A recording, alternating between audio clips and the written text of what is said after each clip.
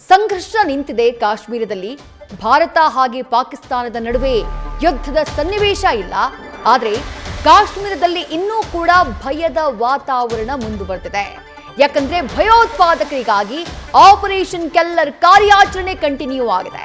ಉಗ್ರರಿಗಾಗಿ ಶೋಧ ಕಾರ್ಯಾಚರಣೆಯನ್ನ ಮಾಡಲಾಗ್ತಾ ಇದೆ. ಉಗ್ರರ ಹೆಜ್ಜೆ ಗುರುತಿರುವಂತಹ ಸ್ಥಳದಿಂದ ಕಳೆದೊಂದು ವಾರದಿಂದ ನ್ಯೂಸ್ ಫಸ್ಟ್ ನಿರ್ಭೀತಿಯ ವರದಿಯನ್ನ ಮಾಡ್ತಾ ಇದೆ. ಉಗ್ರರ ಟಾರ್ಗೆಟ್ ಲಿಸ್ಟ್ ನಲ್ಲಿದ್ದಂತಹ ಸ್ಥಳದಲ್ಲಿ ಈಗಿನ ಪರಿಸ್ಥಿತಿ ಏನು? ಕಣಿವೆ ನಾಡಿನ ರಹಸ್ಯಗಳ ಬಗ್ಗೆ ನ್ಯೂಸ್ ಫಸ್ಟ್ ಗ್ರೌಂಡ್ ರಿಪೋರ್ಟ್ ಅನ್ನ ಕೊಡ್ತಾ ಇದೆ. 14 ಜನ ವಾಂಟೆಡ್ ಉಗ್ರರ ಲಿಸ್ಟ್ ನಲ್ಲಿ 6 ಉಗ್ರರನ್ನ ಫಿನಿಶ್ ಮಾಡುವಂತಹ ಕೆಲಸವನ್ನ ಸೇನೆ ಮಾಡಿದೆ. ಉಳಿದಂತಹ 8 ಉಗ್ರರಿಗಾಗಿ ಶೋಧ ಕಾರ್ಯ ಕಂಟಿನ್ಯೂ ಆಗಿದೆ. ಕಾಶ್ಮೀರದ ದಕ್ಷಿಣ ಕಾಶ್ಮೀರ ಅದರಲ್ಲೂ ಪ್ರಮುಖವಾಗಿ ಆ ಭಾಗ ಉಗ್ರರ ಕಾರ್ಯ ಚಟುವಟಿಕೆಗಳಿಗೆ ತಾಣವಾಗಿದ್ದಂತಹ ಸ್ಥಳ. ಅವರ ಉಗ್ರ ಚಟುವಟಿಕೆಗಳು ಆಕ್ಟಿವ್ ಆಗಿದ್ದಂತಹ ಜಾಗ. ಅದೇ ಜಾಗದಲ್ಲಿ ಸದ್ಯ ಸೇನೆ ಕಾರ್ಯಾಚರಣೆಯನ್ನ ಮಾಡ್ತಾ ಇರೋದು, ಉಗ್ರರನ್ನ ಫಿನಿಶ್ ಮಾಡುವಂತಹ ಕೆಲಸವನ್ನ ಮಾಡ್ತಾ ಇರೋದು. ಶ್ರೀನಗರದ ದಾಲ್ ಲೇಕ್ ಬಳಿಯಿಂದ ನನ್ನ ಸಹೋದ್ಯೋಗಿ ಜಗದೀಶ್ ಡೀಟೇಲ್ಸ್ ನ ನೀಡ್ತಾ ಹೋಗ್ತಾರೆ. ಜಗದೀಶ್, ನೀವು ಹಾಗೆ ನಮ್ಮ ಕ್ಯಾಮರಾಮನ್ ಅಶೋಕ್ ಕಳೆದ ಒಂದು ವಾರದಿಂದ ಅಲ್ಲಿನ ಡೇರಿಂಗ್ ವರದಿಯನ್ನ, ನಿಖರ ವರದಿಯನ್ನ ನಮ್ಮ ವೀಕ್ಷಕರಿಗಾಗಿ ನೀಡ್ತಾ ಇದ್ದೇವೆ. ಅಲ್ಲಿನ ದುರ್ಗಮ ಪ್ರದೇಶಗಳ ದರ್ಶನ ನಾವು ಯಾವತ್ತೂ ಕೂಡ ಹೋಗೋದಕ್ಕೆ ಬಹುತೇಕ ಸಾಧ್ಯ ಇಲ್ವೇನೋ, ಅಂತಹ ಜಾಗಗಳ ದರ್ಶನವನ್ನ ನಮ್ಮ ನ್ಯೂಸ್ ಫಸ್ಟ್ ನ ವೀಕ್ಷಕರಿಗಾಗಿ ಮಾಡ್ತಾ ಇದ್ದೀವಿ. ಈಗ 2 ಪ್ರಶ್ನೆ ಇದೆ. ಒಂದು, ಉಳಿದಂತಹ 8 ಜನ ಉಗ್ರರು, ವಾಂಟೆಡ್ ಉಗ್ರರು, ಅವರ ಶೋಧ ಕಾರ್ಯಾಚರಣೆ ಸದ್ಯ ಕಾಶ್ಮೀರದಲ್ಲಿ ಯಾವ ರೀತಿ ಸಾಗ್ತಾ ಇದೆ? ಜೊತೆಗೆ ಕದನ ವಿರಾಮದ ಬಳಿಕ ಜಮ್ಮು ಕಾಶ್ಮೀರ ಕಣಿವೆ ರಾಜ್ಯ ಸಹಜ ಸ್ಥಿತಿಗೆ ಬಂದಿದ್ಯಾ? ಪ್ರವಾಸಿಗರು ಆ ಕಡೆ ಮುಖ ಮಾಡ್ತಿದ್ದಾರೆ. ಜಗದೀಶ್,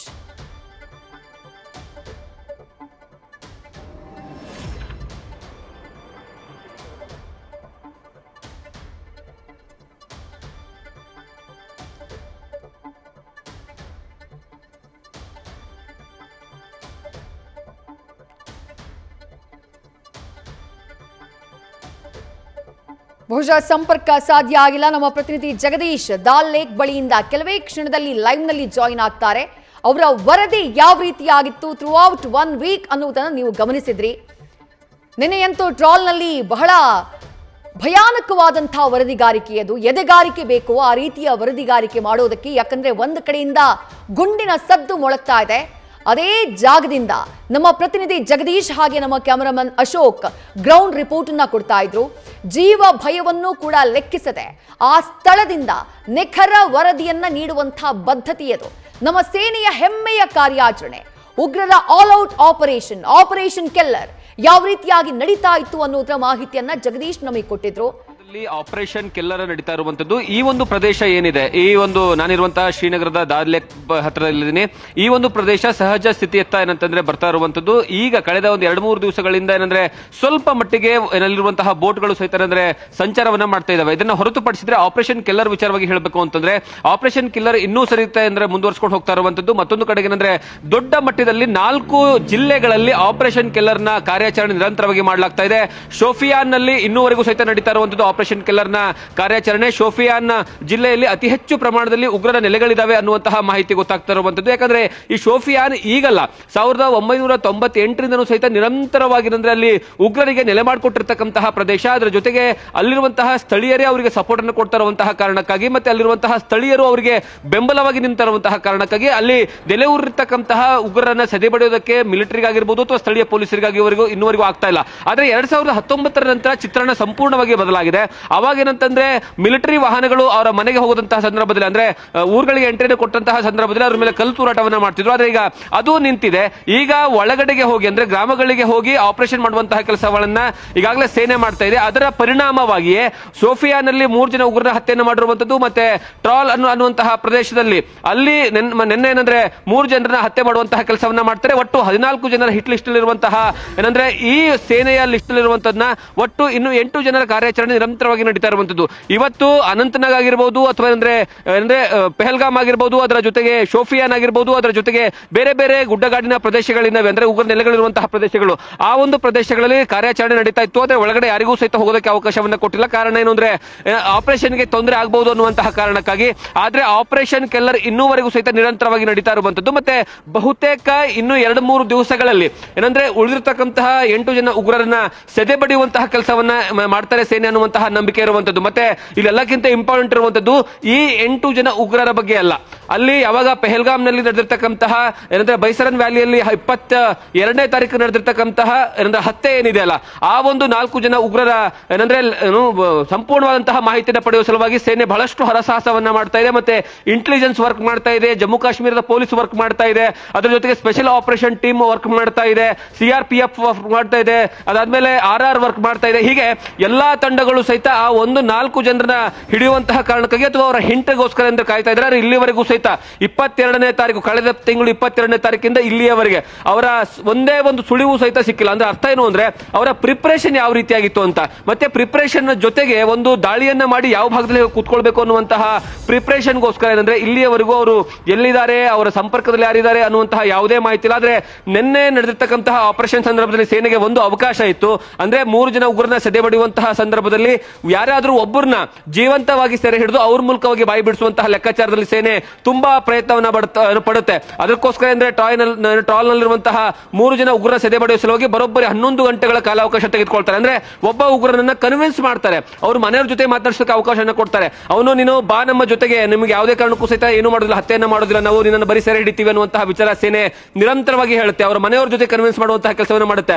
ಆದ್ರೆ ಅವನು ಯಾವುದೇ ಕಾರಣಕ್ಕೂ ಸಹಿತ ಕೊನೆಯ ಹಂತವರೆಗೂ ಸಹಿತ ಒಪ್ಪಿಕೊಂಡು ತದನಂತರ ಗುಂಡಿನ ದಾಳಿಯನ್ನು ಮಾಡಿರುವಂತಹ ಕಾರಣಕ್ಕಾಗಿ ಅವನ ಮೇಲೆ ಸೇನೆ ಗುಂಡಿನ ದಾಳಿಯನ್ನ ಮಾಡಿ ಅವನ ಹತ್ಯೆ ಮಾಡುವಂತಹ ಪರಿಸ್ಥಿತಿ ನಿರ್ಮಾಣವಾಯಿತು. ಈಗ ಮತ್ತೆ ಉಳಿದಿರ್ತಕ್ಕಂತಹ 8 ಜನರಲ್ಲಿ ಯಾರಿಗಾದ್ರೂ ಜೀವಂತವಾಗಿ ಹಿಡಿಬೇಕು ಅನ್ನುವಂತಹ ಕಾರಣಕ್ಕಾಗಿ ಈ ಒಂದು ಆಪರೇಷನ್ ಲೇಟ್ ಆಗ್ತಾ ಇದೆ.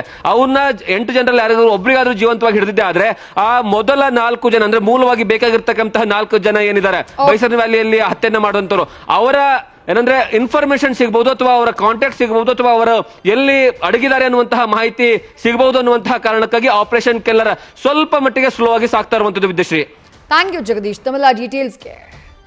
ಇನ್ನು ಜಮ್ಮು ಕಾಶ್ಮೀರದ ಗುಲ್ಮಾರ್ಗ್ ವ್ಯಾಲಿ ಸದಾ ಪ್ರವಾಸಿಗರಿಂದ ತುಂಬಿ ತುಳುಕ್ತಾ ಇದ್ದಂತಹ ಪ್ರಕೃತಿಯ ಸುಂದರ ತಾಣ. ಆದ್ರೆ ಈಗ ಇಲ್ಲಿಗೆ ಬರ್ತಾ ಇರೋದು ಬೆರಳೆಣಿಕೆಯ ಜನ ಮಾತ್ರ. ಉಗ್ರರು ಈ ಸ್ಥಳದಲ್ಲೂ ಅಟ್ಯಾಕ್ ಮಾಡೋಕೆ ಕಳೆದ ಏಪ್ರಿಲ್ 18ರಂದೇ ಇಲ್ಲಿಗೆ ಬಂದು ಸ್ಥಳ ಪರಿಶೀಲನೆ ಮಾಡ್ಕೊಂಡು ಹೋಗಿದ್ರು. ಆ ನಂತರ ಏಪ್ರಿಲ್ 22ನೇ ತಾರೀಕು ಬೆಹಲ್ಗಾಮ್ನಲ್ಲಿ ದಾಳಿ ಮಾಡಿ 26 ಮಂದಿ ಪ್ರವಾಸಿಗರ ನರಮೇಧವನ್ನ ನಡೆಸಿಬಿಟ್ಟಿದ್ರು. ಗುಲ್ಬಾರ್ಗ್ನಲ್ಲಿ ಭದ್ರತಾ ಸಿಬ್ಬಂದಿ ಇದ್ದಿದ್ರಿಂದ ಈ ಪ್ರದೇಶವನ್ನ ಕ್ಯಾನ್ಸಲ್ ಮಾಡಿ ಬೈಸರನ್ ವ್ಯಾಲಿಗೆ ಹೋಗಿ ರಕ್ತಪಾತವನ್ನ ಮಾಡಿದ್ರು. ಉಗ್ರರ ದಾಳಿಯ ಬಳಿಕ ಗುಲ್ಮಾರ್ಗ್ ವ್ಯಾಲಿಗೆ ಬರುವಂತಹ ಜನರ ಸಂಖ್ಯೆ, ಪ್ರವಾಸಿಗರ ಸಂಖ್ಯೆ ಕಡಿಮೆಯಾಗಿದೆ.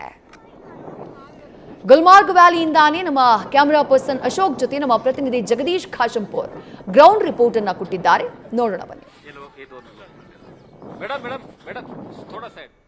ಕಾಶ್ಮೀರದಲ್ಲಿ ಬಹಳಷ್ಟು ಜನ ಈಗ ಪ್ರವಾಸಿಗರು ತುಂಬು ತುಳುಕಾಡಬೇಕಾಗಿರುವಂತಹ ಸ್ಥಳ, ಆದ್ರೆ ಈಗ ಪೂರ್ತಿಯಾಗಿ ಖಾಲಿಯಾಗಿದೆ. ಕೇವಲ ಬೆರಳೆಣಿಕೆಯಷ್ಟು ಜನ ಮಾತ್ರ ಈ ಒಂದು ಸ್ಥಳಕ್ಕೆ ಬರ್ತಿದ್ದಾರೆ. ನಾನು ನಿಂತಿರುವಂತಹ ಸ್ಥಳ ಗುಲ್ಮಾರ್ಗ್. ಈ ಗುಲ್ಮಾರ್ಗ್ನ ಫೇಸ್ 2 ಅಂದ್ರೆ ಕೇಬಲ್ ಕಾರ್ ಮೂಲಕವಾಗಿ ನೀವು ಮೇಲ್ಗಡೆ ಬಂದ್ರೆ ಈ ಒಂದು ಪ್ರದೇಶ ಸಿಗುತ್ತೆ ನಿಮಗೆ. ಈ ಪ್ರದೇಶ ಏನಿದೆ ಪೂರ್ತಿಯಾಗಿ ಐಸ್ ಇಂದ ತುಂಬಿರುವಂತದ್ದು, ಅಂದ್ರೆ ಬರ್ಫಿಂದ ತುಂಬಿರುವಂತದ್ದು. ಈ ಒಂದು ಸ್ಥಳವನ್ನು ನೋಡೋ ಸಲುವಾಗಿ ಬಹಳಷ್ಟು ಜನ ಬರ್ತಾರೆ.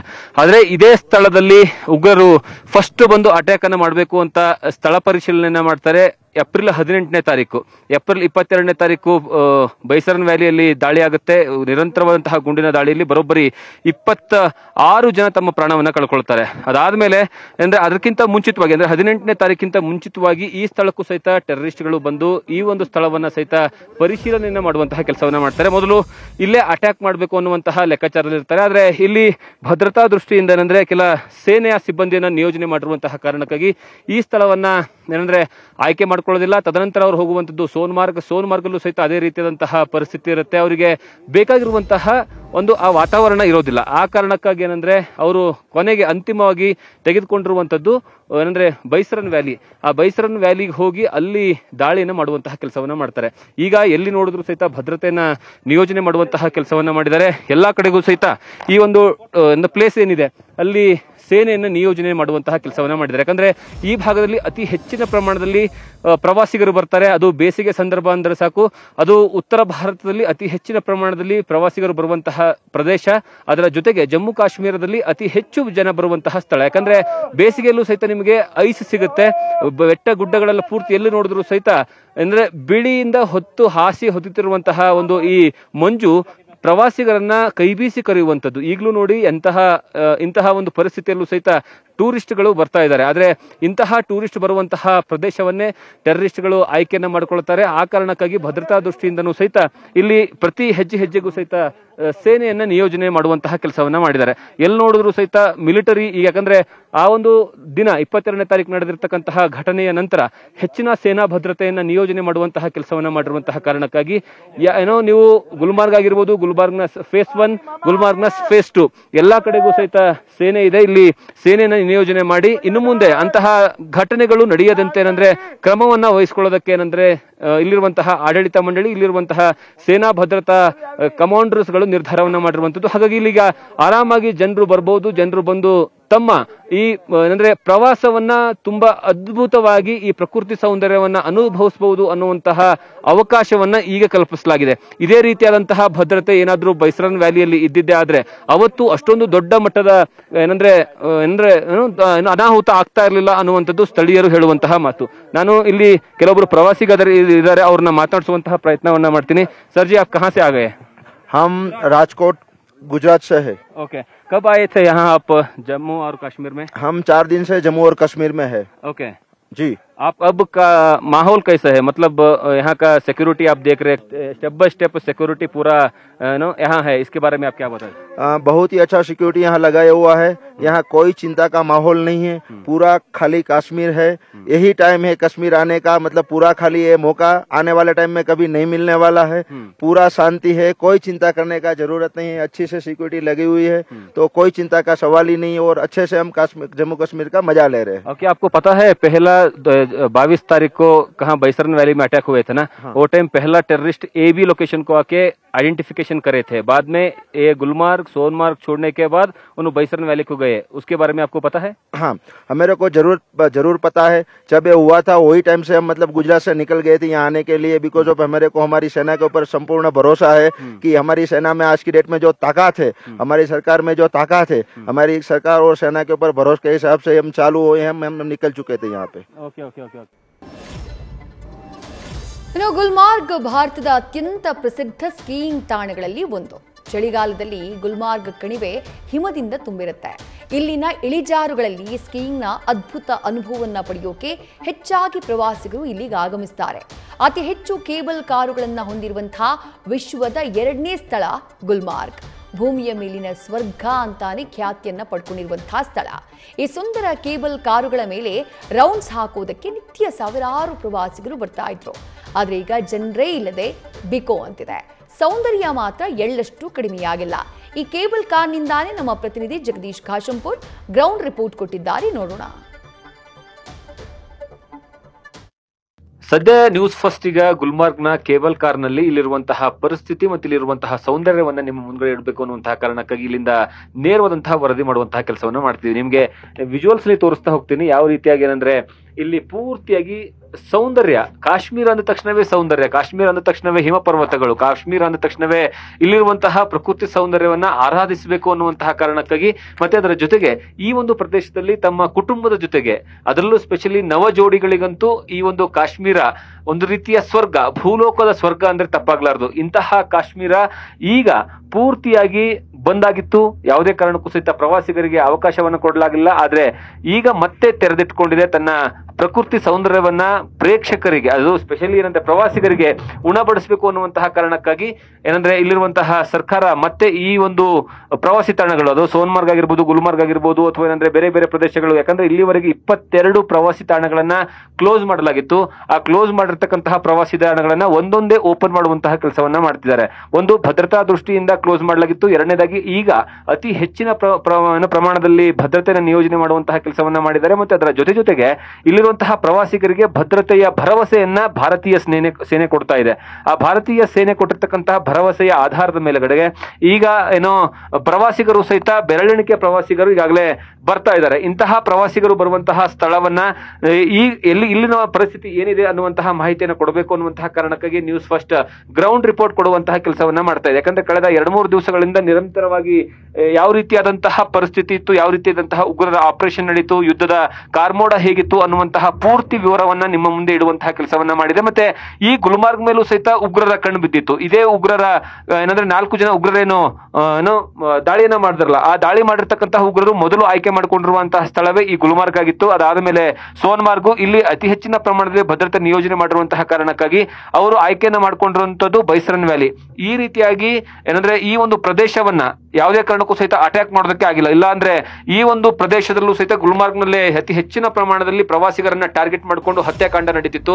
ಇಲ್ಲಿರುವಂತಹ ಈಗಿನ ಭದ್ರತೆ ಹೇಗಿದೆ, ಇಲ್ಲಿರುವಂತಹ ಈಗಿನ ಭದ್ರತಾ ವ್ಯವಸ್ಥೆ ಹೇಗಿದೆ, ಮತ್ತೆ ಪ್ರವಾಸಿಗರು ಏನಂತಾರೆ ಅನ್ನುವಂತಹ ವಿವರವನ್ನ ಕೊಡೋ ಸಲುವಾಗಿ ನಾವು ಇಲ್ಲಿಂದ ವಿವರವನ್ನ ಕೊಡುವಂತಹ ಕೆಲಸವನ್ನ ಮಾಡ್ತಾ ಇದ್ದೀವಿ. ಕ್ಯಾಮರಾ ಪರ್ಸನ್ ಅಶೋಕ್ ಜೊತೆಗೆ Jagadish Kashappur, news first Gulmarg. News first ನಿರ್ಭೀತಿಯಿಂದ ನಿಮ್ಮ ಪರವಾಗಿ.